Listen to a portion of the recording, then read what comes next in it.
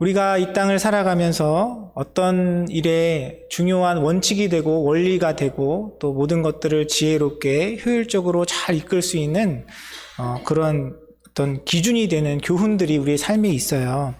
예를 들면 어떤 사람이 이제 다이어트를 한다고 생각해 봅시다. 다이어트 하는 데 있어서 중요한 기준과 원칙이 뭐가 있겠습니까? 먹는 거를 줄이고 또 많이 운동하고 그런 게 필요하겠죠. 그런데 다이어트를 하는 사람이 예를 들어서 맛있게 먹으면 0칼로리 뭐 이런 기준을 가지고 있다고 생각해 봅시다. 이 사람이 다이어트를 성공할 수 있을까요? 없겠죠. 그렇죠? 다이어트는 내일부터 이렇게 그런 기준을 가지고 다이어트를 한다면 효율적인 다이어트를 할 수 없을 것입니다. 우리의 일상적인 삶에 있어서도 그렇게 우리에게 지혜가 되고 기준이 되고 또 우리에게 좋은 교훈이 되는 그런 원칙들이 있는데 우리 신앙에 있어서도 마찬가지입니다. 특별히 오늘 우리가 함께 읽은 본문의 말씀은 하나님 안에서 우리가 다른 사람들과 관계를 맺어갈 때, 다른 사람들과의 갈등 속에 있을 때 우리가 기준으로 삼고 생각해야 할 그런 중요한 교훈을 다루고 있습니다. 오늘 본문의 내용을 우리가 좀 더 이해하기 위해서는 배경을 좀 생각해야 될 것 같아요. 우리가 함께 읽은 에베소서의 말씀, 에베소 교회의 상황뿐만 아니라 초대교회의 아주 중요한 이슈, 중요한 문제 중에 하나가 무엇이었냐면 교회 안에 있는 어떤 그룹들의 갈등이 굉장히 큰 이슈가 되었습니다. 이방인들과 유대인들 사이에 그런 갈등과 대립이 교회 안에서도 많은 문제들을 야기했어요. 그래서 예수님의 제자 중에 한 사람이었던 베드로 역시도 그런 문제 가운데 자유롭지 못하고 또 바울에게 책망받는 이야기가 갈라디아서 2장에 등장합니다.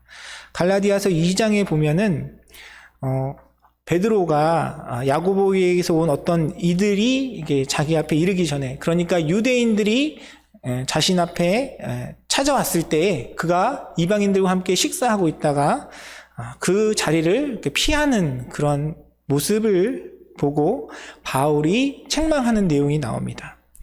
예수님의 제자였던, 또 예수님의 큰 은혜를 입어서 하나님 앞에 정말 귀하게 쓰임받았던 베드로 역시도 이방인과 유대인 사이에서 그런 갈등들을 원만하게 지혜롭게 해결하지 못하고 유대인들이 자신을 향해서 바라보는 그런 시각들 때문에 유대인과 함께 했던 식사의 자리를 피함으로 책망받았던 이야기가 갈라디아서에 등장하고 있는 것입니다. 하나님의 은혜로 예수님의 그 제자의 삶을 살았던 베드로가 그런 고민과 갈등 속에서 어려움을 겪었다면 다른 일반 성도들은 어떠했겠습니까? 그래서 바울 서신서에 보면 초대교회 가운데 항상 이방인과 유대인들의 그런 갈등에 대한 이야기들이 나와요. 그것은 단순히 유대인들만의 문제가 아니라 이방인들에게도 동일한 그런 어떤 갈등의 태도, 갈등의 부정적인 시각들이 있는 것을 우리가 성경을 통해서 확인할 수 있습니다. 여러분, 유대인 하면 어떤 이미지가 먼저 떠오르세요? 특별히 예수님 시대의 유대인들을 생각하면 여러분 좋은 이미지가 떠오르십니까? 나쁜 이미지가 떠오르십니까? 유대인 하면 나쁜 이미지가 떠오르죠. 왜냐하면 성경이 유대인들에 대해서 비판적이고 부정적으로 언급하고 있기 때문에 그렇습니다. 예수님을 십자가에 못 박은 주동적인 역할을 한 사람들이 누구였습니까? 유대인들이었죠.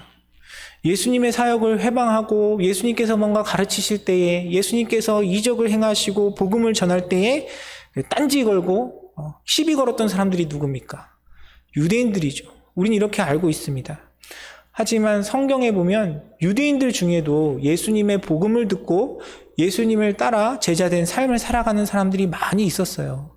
그럼에도 불구하고 우리가 유대인이라는 어떤 민족적인 특성을 가진 사람들에 대해서 예수님의 사역과 복음을 회방하는 사람들로 기억하고 있습니다. 우리도 그렇게 이해하고 있는데 그 시대를 살았던 초대교회 사람들의 마음속에서는 유대인들을 향해서, 특별히 이방인들이 그들을 바라볼 때 어떤 시각을 가지고 있었을까요?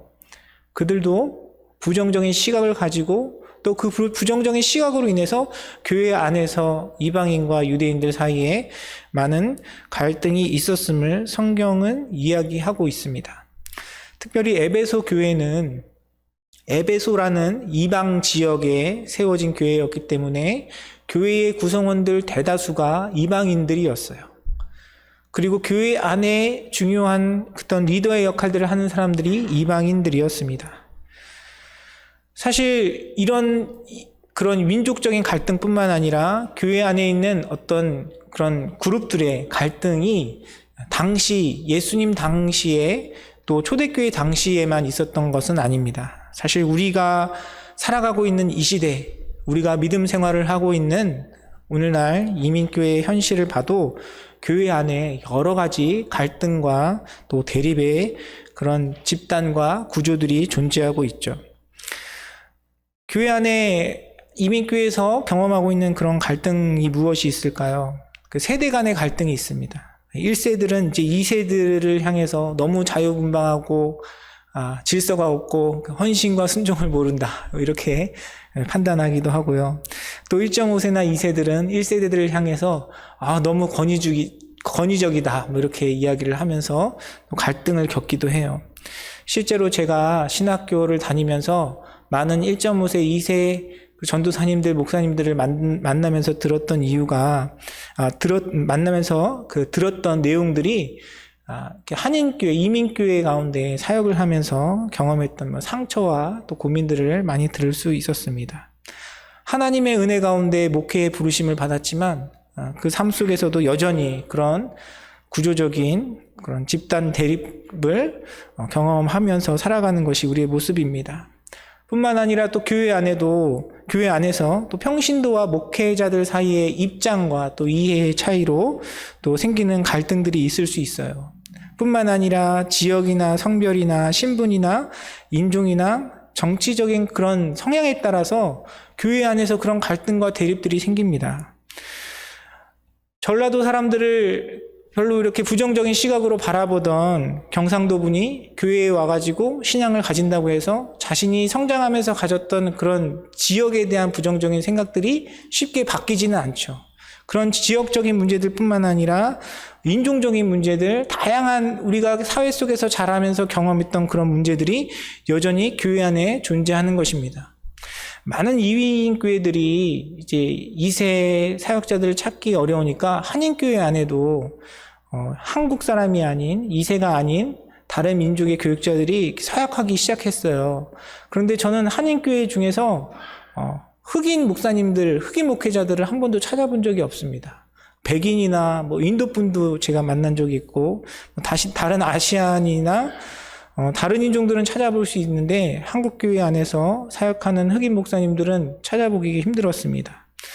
우리가 복음 안에 믿음 안에 산다고 하지만 여전히 그런 갈등과 대립의 구조 가운데 신앙생활을 하고 있는 것이죠. 우리의 그런 갈등 속에서 바울은 우리에게 11절과 12절의 말씀으로 우리에게 권면합니다. 우리가 11절과 12절의 말씀 우리 다시 한번 함께 읽겠습니다. 그러므로 생각하라. 너희는 그때 육체로는 이방인이요 손으로 육체에 행한 할례를 받은 무리라 칭하는 자들로부터 할례를 받지 않은 무리라 칭함을 받은 자들이라. 그때 너희는 그리스도 밖에 있었고 이스라엘 나라 밖의 사람이라. 약속의 언약들에 대하여는 외인이요 세상에서 소망이 없고 하나님도 없는 자이더니. 뭐라고 이야기합니까? 우리에게 생각하라라고 이야기합니다. 생각하라. 이 생각하라라는 의미는 기억하라라는 의미예요. 상기하라, 마음에 새기라라는 의미입니다.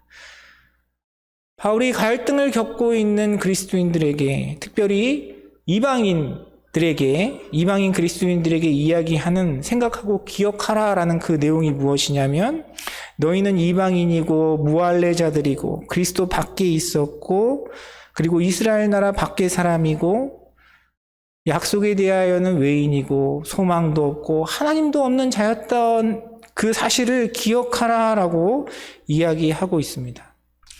우리가 살아가는 삶 속에서 우리가 속한 공동체 가운데 우리는 사람들과 어떤 나와는 다른 특징을 가진 그런 사람들과의 관계 속에서 대립을 겪고 갈등하고 있는데, 그 가운데 우리가 기억해야 할 것은 무엇이냐면 하나님과 나와의 관계 가운데 나의 위치가 무엇인가 하는 것을 기억하는 것이, 우리가 이런 갈등의 구조와 문제 가운데 하나님께서 우리에게 원하시는 원칙이고 교훈이다라는 사실을 우리는 기억해야 할 것입니다. 저는 개인적으로 하나님 앞에 기도하며 또 말씀을 전할 때 허물과 죄로 죽었던이라는 표현을 많이 표현을 합니다. 우리가 2장 1절의 말씀을 묵상하면서 함께 나누었던 내용인데요. 성경은 우리가 하나님 앞에 허물과 죄로 죽었던 자라고 표현을 합니다. 그 2장 1절의 말씀이 우리가 함께 읽은 11절과 12절의 내용과도 연결이 되는 말씀이죠. 하나님 앞에 우리의 정체성은 무엇입니까? 사실 돌아보면 우리가 하나님 앞에 가질 수 있는 여러 가지 다양한 정체성이 있어요. 우리는 하나님의 자녀죠. 하나님께서 허락하신 하나님 나라의 백성들입니다. 하나님께서 이 땅 가운데 주신 그런 직분들도 있어요. 하나님께서 우리에게 은혜로 베풀어 주신 헌신과 봉사의 삶도 있습니다. 그러나 우리가 하나님 앞에 가장 먼저 기억하고 생각하고 마음에 새겨야 할 우리의 정체성은 무엇이냐면 우리가 허물과 죄로 죽었던 자라는 사실인 줄 믿습니다. 내가 하나님 앞에 받은 직분, 내가 이 땅 가운데 살아가면서 다른 사람들로부터 인정받고 다른 사람들로부터 칭찬하고 누군가에게 자랑할 만한 그런 우리의 모습이 아니라 우리 모두가 다 허물과 죄로 죽었던 자들이고 하나님 앞에 이방인이었으며 무할례 자리였고 그리스도 밖에 있었고 이스라엘 밖의 사람이고 하나님의 그 약속 가운데 외인이었고 소망도 없고 하나님도 없던 자였다라는 사실이 하나님 앞에 인정되고 고백되어야 할 줄 믿습니다. 이것이 바로 우리의 삶 가운데 우리가 살아가는 그런 공동체 속에서 갈등과 분열을 다루는 가장 중요한 원칙이라는 사실을 기억하는 저와 여러분이 되기를 원합니다. 여러분 마음 가운데 하나님 앞에 어떤 정체성을 가지고 살아가시는지 모르겠어요. 행여나 여러분의 마음 가운데 내가 가지고 있는 신앙의 경험, 하나님께서 베푸신 그 은혜가 나의 의가 되고 나의 자랑이 되고 나의 마음을 높이는 그런 부정적인 모습으로 나타나지는 않는지 돌아보기를 간절히 소원합니다. 우리가 주님 앞에 고백할 것은 우리의 연약함 뿐입니다. 우리가 주님 앞에 나아갈 때 우리의 마음의 자세는 허물과 죄로 죽었던 자들이고 하나님 앞에 부족한 우리의 모습이 늘 고백되어야 할 줄 믿습니다. 제가 대학교 다닐 때 중등부 교사를 했는데 제가 아주 어렸을 때부터 보아온 이제 그 학생의 그 믿음의 고백이 참 제 마음 가운데 아직도 남아 있어요. 이렇게 사춘기 힘들잖아요, 아이들이. 그렇죠? 중학교 2학년 아이들이 무서워서 북한이 못 내려온다는 그런 이야기가 있을 정도로 사춘기 아이들이 무섭습니다. 그런데 제가 그러니까 중등부 교사를 하면서 수련회에 참여했는데 제가 아주 어렸을 때부터 보아온 한 아이가 있었어요. 네, 여전히 그 아이도 굉장히 무서운 중이었거든요. 부모님 말씀 잘 듣지 않고 속을 많이 썩이는 그런 아이였습니다. 근데 그 아이가 수련회에 참여해서 은혜를 받았어요. 은혜 받고 하나님 앞에 고백하는데 이렇게 고백하는 거예요. 하나님, 제가 개새끼처럼 살았습니다. 하나님 저를 용서해 주세요. 라고 고백하는데 순간 웃음이 나면서도 제 자신을 돌아보게 되었습니다. 그 아이는 자신의 진실된 자기의 언어로 하나님 앞에 자기의 연약함을 고백하고 있었던 거예요. 여러분, 우리가 표현은 다를지 몰라도 우리 마음 가운데 하나님 앞에 우리의 연약함이 온전히 고백되기를 간절히 소원합니다. 우리가 교회를 구원의 방주로 표현을 하죠. 방주는 무엇입니까? 배잖아요, 배. 구조선입니다. 여러분 한번 상상을 해보십시오. 여러분이 배를 타고 가다가 망망대해에서 조난을 당했어요. 여러분이 타고 가던 배가 침몰하여서 겨우 몸을 물 위에 띄우고 아무런 소망도 없이 희망도 없이 그 가운데 떠있는 상황 속에서 구조선이 나타나서 여러분을 구원해 주었습니다. 여러분을 구조해 주었어요. 여러분, 그 구조선 위에서 여러분의 마음과 태도가 어떻겠습니까? 그 구조선에 타고 있다는 것만으로도 여러분에게 안심이 되고 기쁨이 되고 감사가 되지 않겠습니까? 내가 정말 그 구조선을 통해서 내 생명을 얻었다면, 그 상황 속에서 내가 할 수 있다면, 내 힘이 닿는다면 아직도 구조받지 못한 그 사람들을 위해 손 내밀고 돕고 하지 않겠습니까? 우리는 바로 그 영적인 구조선에 타고 있는 하나님 앞에 구원받은 자들인 줄 믿습니다. 우리가 구조선 안에서 다른 사람들 바라보면서, 아니 왜 저 사람은 도와주지 않아? 왜 저 사람은 아직도 저렇게 힘들어하는 사람들이 있는데 자기만 자기 쉴 것만 찾고 자기 먹는 것만 챙기고 있어라는 생각을 할 여력이 어디에 있겠어요? 나를 구원해 주신 그 은혜, 내가 구원받은 그 은혜에 감격하여서 무엇이라도 조금이라도 하나님 앞에 보태고 주님 앞에 드리려고 하는 것이 구원받은 자의 마땅한 태도이고 모습인 줄 믿습니다. 성경은 우리에게 그 구조선 안에서 다투고 분열하고 판단하고 상처받고 있는 우리들에게 바울은 이 말씀을 통해서 권면하고 있는 거예요. 기억하라. 너희가 어떤 상태였는지 상기하라. 너희 마음에 새기라고 이야기하는 것입니다. 다른 사람의 그런 어떤 모습의 연약함이 아니라, 그것을 비교하고 판단하는 것이 아니라, 하나님께서 우리를 구원해 주신 그 은혜가 어떤 것인지, 주님의 구원이 없을 때 우리의 상태와 우리의 모습이 어떠한 것인지 기억하라고 우리에게 권면하는 것입니다. 우리가 그런 인간과의 그 관계들 속에서, 많은 그런 갈등들 속에서, 사람과의 관계 속에서 답을 찾으려고 하지만 사실은 그 모든 문제들은 하나님과 나와의 관계 가운데 있는 것입니다. 우리가 나를 구원해 주신 그 하나님의 은혜를 온전히 바라보고 그 은혜와 사랑 가운데 충만하며 나아갈 때에 나를 구원해 주신 주님의 그 사랑과 은혜에 힘입어 우리도 누군가를 돕고 섬기고 또 베풀고 인내할 수 있는 그런 사랑의 자리에 설 수 있다라고 성경은 우리에게 일깨워주고 있습니다. 그래서 바울은 13절에 이렇게 표현하고 있어요. 우리 13절의 말씀 함께 읽겠습니다. 이제는 전에 멀리 있던 너희가 그리스도 예수 안에서 그리스도의 피로 가까워졌느니라. 전에는 우리의 모습이 어떻습니까? 전에 우리의 모습은 멀리 있던 자였어요. 하나님의 생명으로부터 멀리 있던 자였고, 하나님의 소망으로부터 멀리 있던 자였습니다. 하나님의 사랑으로부터 멀리 있던 자들이었어요. 여러분, 난파선에서 구조를 기다리는 사람의 모습이 어떻습니까? 그 구조를 받은 사람의 지위가 무엇입니까? 그 전에, 내가 난파당하기 전에 그 배에서 선장이었던, 갑판장이었던, 내가 많은 돈을 주고 좋은 좌석을 샀던 VIP 고객이었던 상관이 없어요. 난파선에서 구조받은 사람은 그냥 구조받은 사람일 뿐입니다. 내가 과거에 어떤 모습이었던, 그 난파되기 전에 배에서 나의 역할과 지위가 어떠했던 그냥 구조받은 사람일 뿐이에요. 우리의 신분이 그렇다는 것입니다. 하나님의 은혜로, 예수 그리스도의 피로 멀어졌던 우리가 주님의 은혜 가운데 가까워졌기 때문에 우리는 주님 앞에 아무것도 자랑할 것이 없는 존재예요. 우리가 지난주에 함께 묵상했던 에베소서 2장 8절과 9절의 말씀이 그 이야기를 하고 있는 것입니다.